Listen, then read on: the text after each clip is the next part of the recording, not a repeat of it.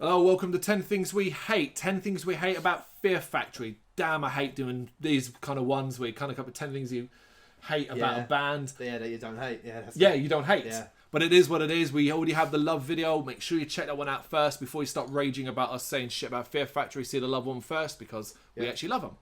But it is what it is. 10 things from me, 10 things from you. And the only thing I know for absolute certainty with this is that what would have happened with me is I instantly, before I even started thinking about anything, I wrote down my first one. Yeah. I knew that right away. Yeah. And I'm sure you did the exact same thing. It's like, well, we know that one. And then I had to think about all the rest. Right, do your first one then. Let's see it. Infighting, lawsuits, breakups, and then I wrote for some reason, and all that jazz. I wrote... I've got loads. I write paragraphs, remember. Burton leaves, band splits, rumours come out, Dino's hard work, band get back together without Dino, record a few albums, Dino and Burton kiss and make up, form a new band, call it Fear Factory, lawsuits follows. Meanwhile, Christian and Raymond are still, to this day, sitting in a studio as the band Fear Factory, wondering where the fuck Burton has got to when he went out for a pint of milk. There you go. This is much better. I wrote suing, fighting over band name, etc. I mean, I was the etc. Yeah. I basically provide the etc.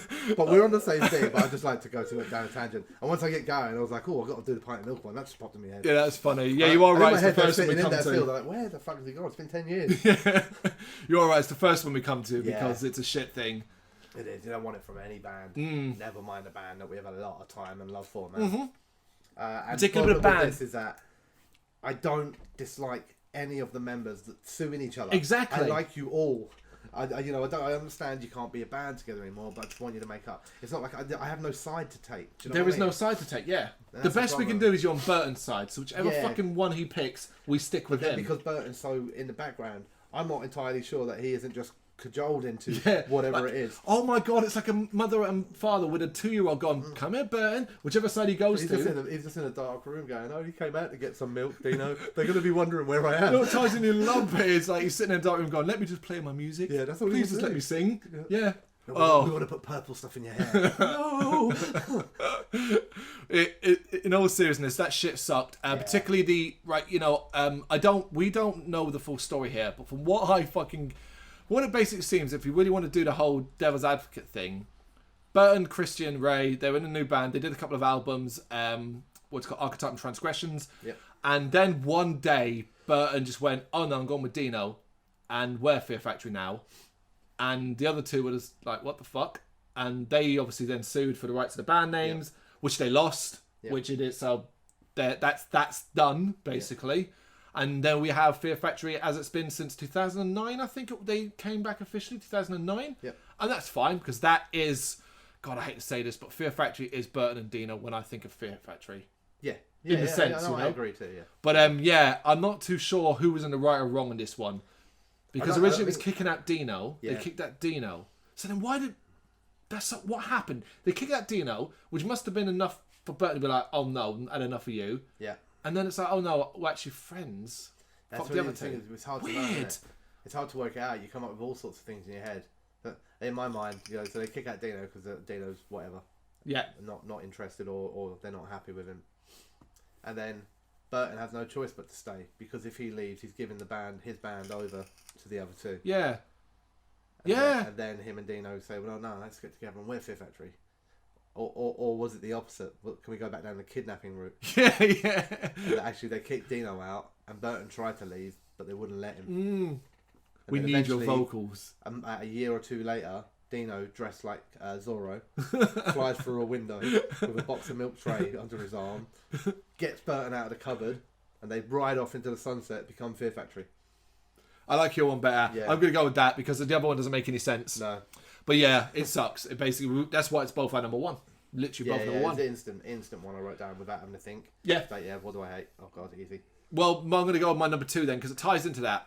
And I think it's a shame. And often it's a shame in these regards. We're not going to get songs from Archetype and Transgressions because of who played in those albums. I know Dino won't play them and stuff like that. Yeah. And it's a shame because while those two albums are the weakest of the Fear Factory back catalogue, it does actually have some bangers, including two particular songs, Archetype itself and 540,000 degrees Fahrenheit. They're both Archetype and 540,000 degrees Fahrenheit for Transgressions are two great Fear Factory songs.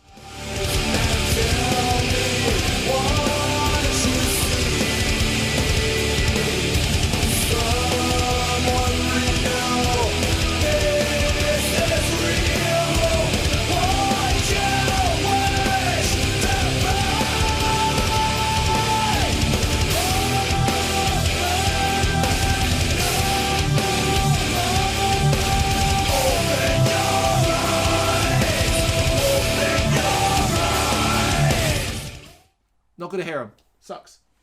Yeah. I'm going to come in a little bit on that because we have a bit of crossover now, but Cool. it's going to be one that we'll disagree on. I really don't rate Transgression at all. Okay, yeah. Really don't.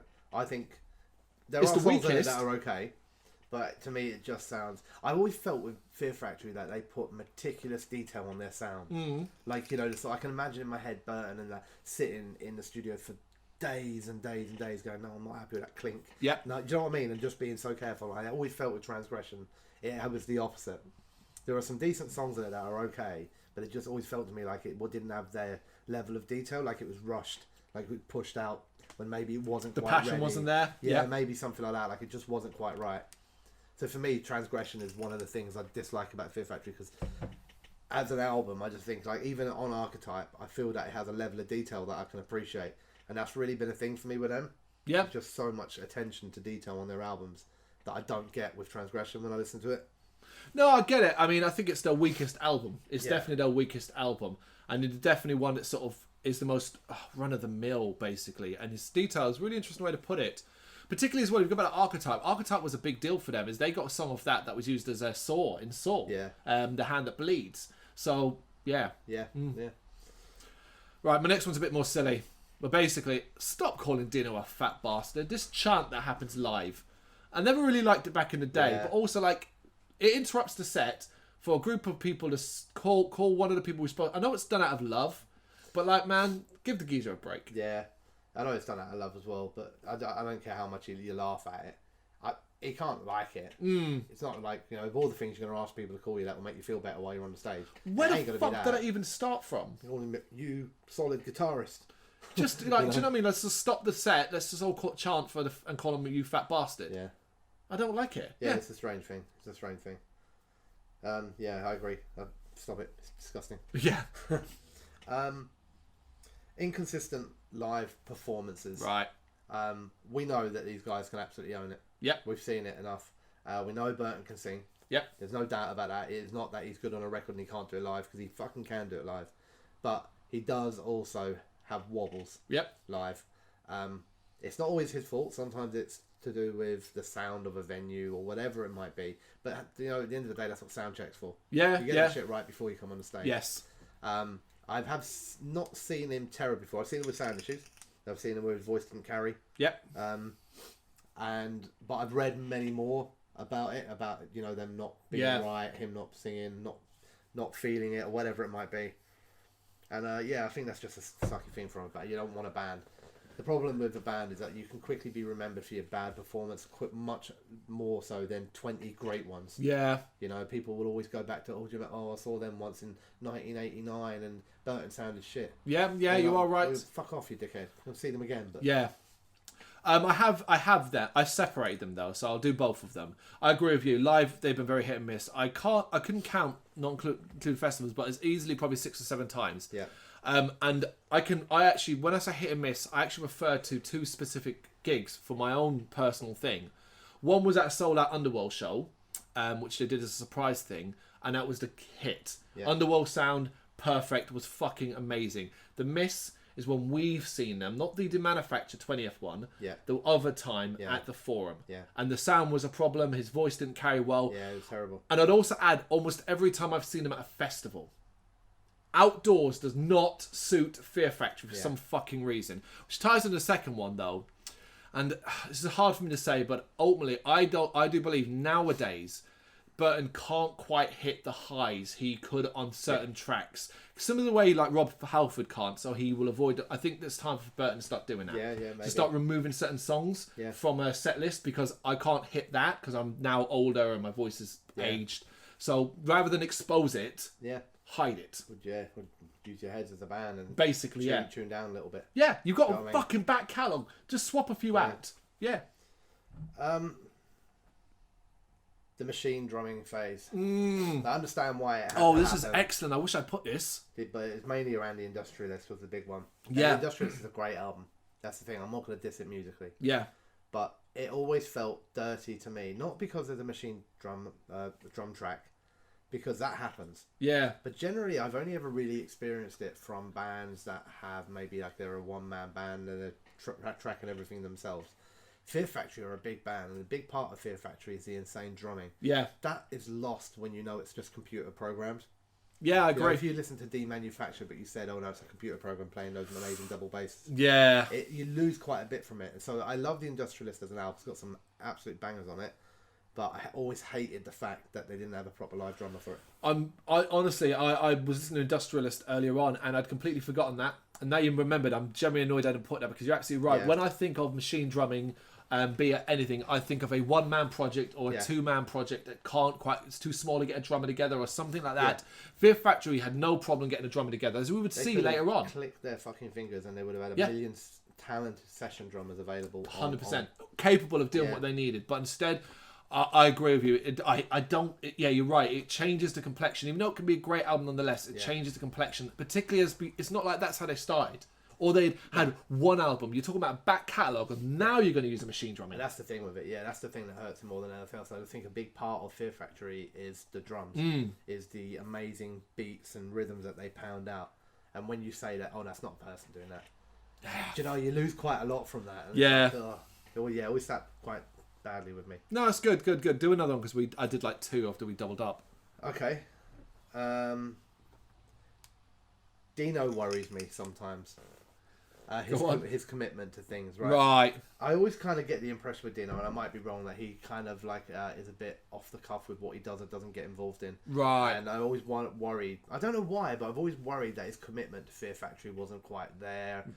Whereas Burton, it was like his baby and everything like that. And I even I was looking up Dino, and this is a little bit about Dino, right? Which Go on, kind of then. backs up his commitment issues. So he started off in a band called Excruciating Terror. Right. He quit after 1 month. Joined Fear Factory. Right. He then he formed a band called Brrraaains. Yep. Who were quite big. Yep. With members of Fear Factory and Faith No More. He quit it then to go to Fear Factory proper. When Fear Factory split first, he went back to Brrraaains. Yep. Then while he was in them, he started a new band called Assassino Yep. with Ecstatic X members. Mm-hmm. He quit both of those bands to rejoin Fear Factory. Mm-hmm. He then, when they split again, he formed a band called Divine Heresy. Yep. Released 2 albums. Yep. Rejoined Fear Factory. Quit Divine Heresy. Yep. And basically his career is just a long list of bands that he's been involved in, all that he quits regularly. Now the only commitment thing that's good is that he always goes back to Fear Factory. I was wondering if you were going to say that. Yeah. But I said it's great that what I wrote at the end was it's great he's committed to Fear Factory, but otherwise he seems to have the attention span of a cucumber. That's harsh on cucumbers. You don't know about fucking cucumbers. And I mean it's a salad element. He's not going to know what a fucking cucumber is. Now I'm joking. I can hardly say that, can I? But yeah, do you know what I mean? I look at that and I always think with Fear Factory, you know, how solid and stable are they? That's the thing with them. I never, like these days, I never feel like they're a stable band who I've got another 10 albums out of, and they're going to be around, and there's going to be a tour next year. It's and all that sort of stuff. interesting. See, I don't know why. I don't know why. I don't know if I guess it's those. That's that what I hate period. about Fear Factory. I hate the fact that for whatever the reason is, They made you uneasy. it makes me uneasy about it. Maybe Yeah. it is all that period. Do you know, true story, not going to be too long, don't worry. Fear Factory are officially the first band that I loved that I had to experience a band breaking up. And I remember being on my way home from somewhere, I can't remember what it was, towards when I was still would have been living with mum, because I remember being along the Well kind of area. Yeah. When somebody told me that Fear Factory had split up. And I thought it was a joke or whatever, and I was like, whatever. And then I found out it was legit, and I bawled my eyes out. I wasn't a kid. That's the thing. No, you weren't. I was very fucking upset. Very upset. And then I was also very upset a couple of years ago, back later, when they got back together, and I was like, hang on a second. I went through fucking pain and torment for this, and now you're just back together. Just that. like that. No. Talk to me first. You will come and You want to come and apologise. tell me about why you're getting back together after what I've been through. But I remember being very upset about it. So, you know, it is legit that I have been impacted emotionally by Fear Factory's antics.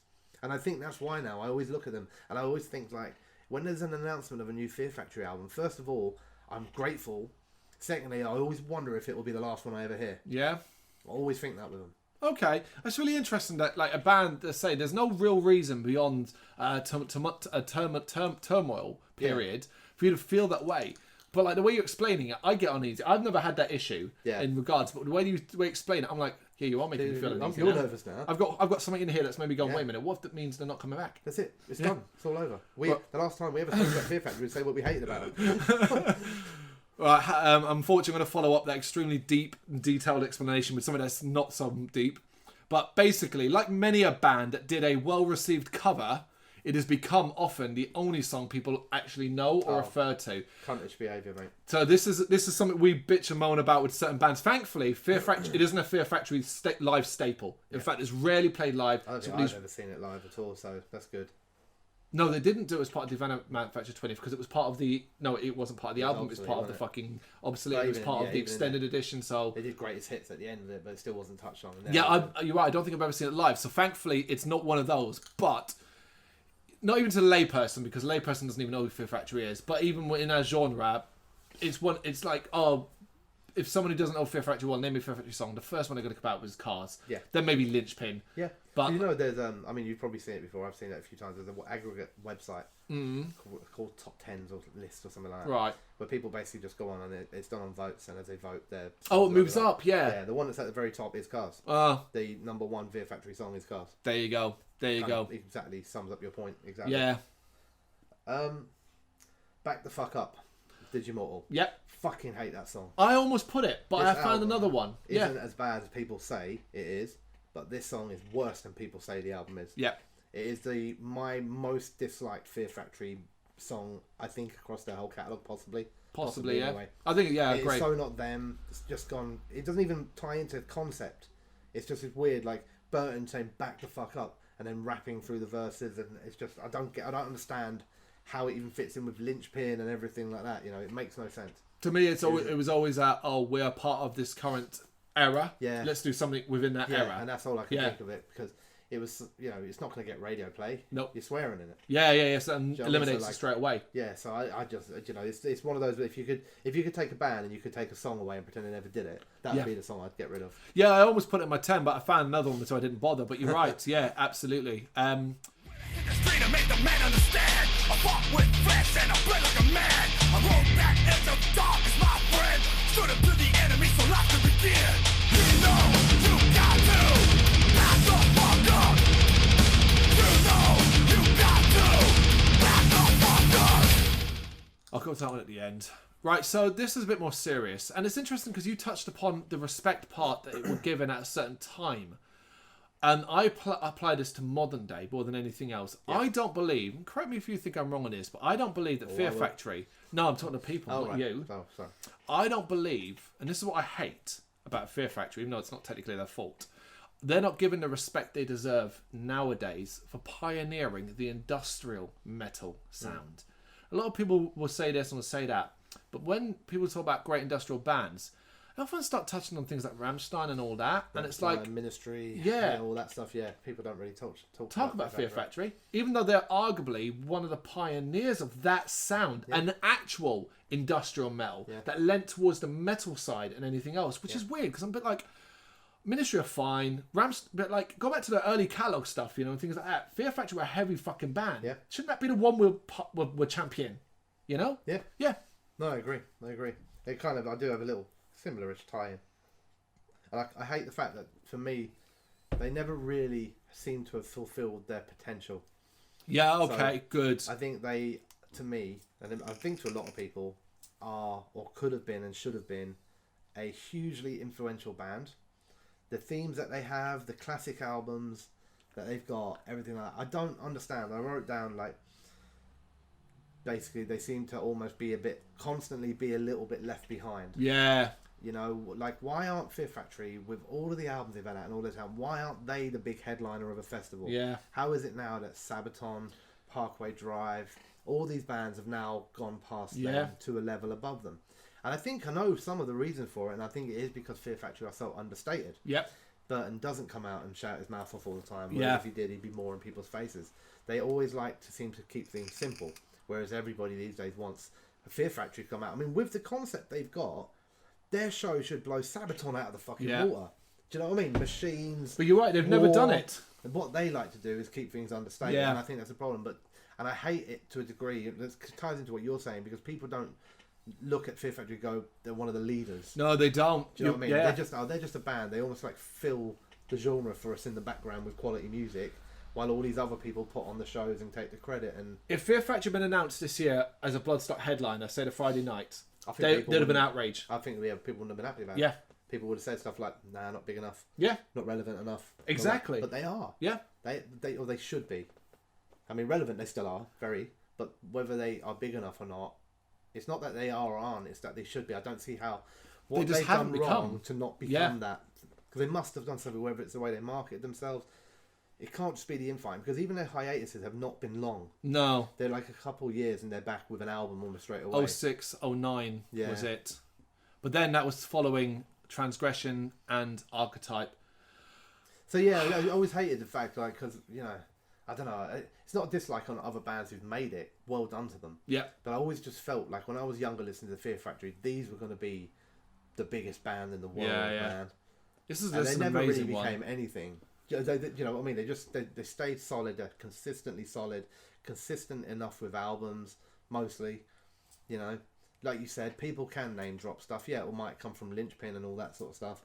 And yeah, people wrongly, or a lot of the time, will credit maybe the first few albums as the only good material. But then they do that with everyone. You know, with Machine Head, Metallica, everyone. It's true. It's true. How every other band made it up to that slot, and they didn't. I don't get it. It's amazing. I mean, I'll try it into this one, really, because I was going to leave this last, but I'll do it now because you better. But like, one of the other things I would say that maybe might be that is Fear Factory do like a big gap between albums. I know it's a bit of a metal thing in the sense that we're like, oh yeah, we released an album, see in 5 years, fuckers, or in some cases even longer. But as of right now, it's been 4 years since Genexus. And there is talk of a new Fear Factory album being worked on now and stuff like that, but we're not looking at 2019 release if that's the case. No, but we're looking at 2020, so that puts it at 5. I think some of this, though, not only recent, not the older gaps, but some of the recent ones is just to do with the court stuff. Yep. Because apparently the album was ready and was going to be released like 6 months ago. Okay, I get what you're saying. But then it can't be released because it's going through a court case over ownership, apparently. So I don't know if it's true, but I remember an article I read saying that the album's been ready for fucking ever. As soon as we can get this legal stuff out of the way. I thought the legal stuff was done. Okay. I don't know. Maybe it is. Maybe it isn't. Maybe I'm getting it wrong. I just remember reading about it. Well, either way, you know, like you said, there is a long gap. yeah, that's what my one was. And they're trying, like you said, they don't tour as hard as other bands do, especially out like to the UK and stuff like that. You know, so it's not like other bands. Maybe there's a 4-year gap with an album, but you might see them twice in that. Yeah, they spent 2 years festival, touring. once Yeah, this, that, and the other. You know, if Fear Factory, you get an album, you might get a show, you might not. Yeah, you might get a show, and that is literally almost radio silence for 4 or 5 years. Yeah, exactly. Yeah. Remix albums, fucking hell.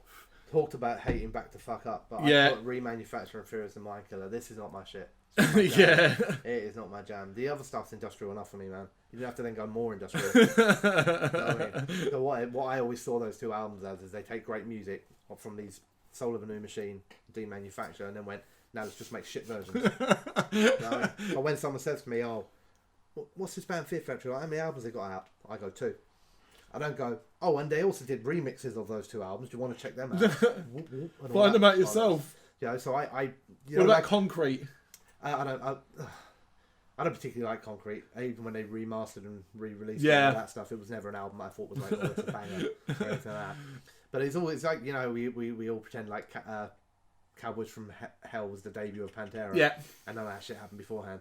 And no one, for the first time when they go to you, oh, tell me a bit about Pantera. You don't go, well, before they did this stuff. Let me complicate issues. And somebody goes, they'll tell me a bit about Fear Factory. That I don't at any point go, but if that's not for you, we also have these ones remixed by DJ Jeff or whatever. Do you know what I mean? So I always hated, like I hate the fact that Back the Fuck Up is part of their catalogue. I've always disliked the fact that they are too. They even exist, I'd be much happier to read, and I always read it this way, that it goes Soul of a New Machine, demanufacture, obsolete. Yep. But it doesn't in real life. No, it doesn't. Yeah, unfortunately. Yeah, you are right. It's a good one. Right. Right. 2 more. Right. This is one we often come to on our bands, And this relates to overplayedness. Yeah. And it's basically, I can't stand linchpin nowadays. A linchpin holds within a means to our name. Can't you see that we are one? Can't tear me apart. Can't tear me apart. Can't tear me apart. Can't tear me apart. No, you can't.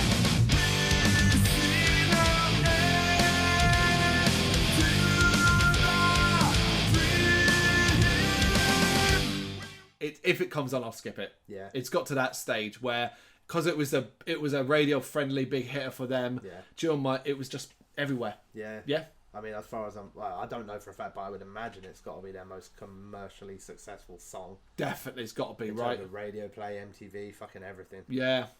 But It's yeah. one of the few songs.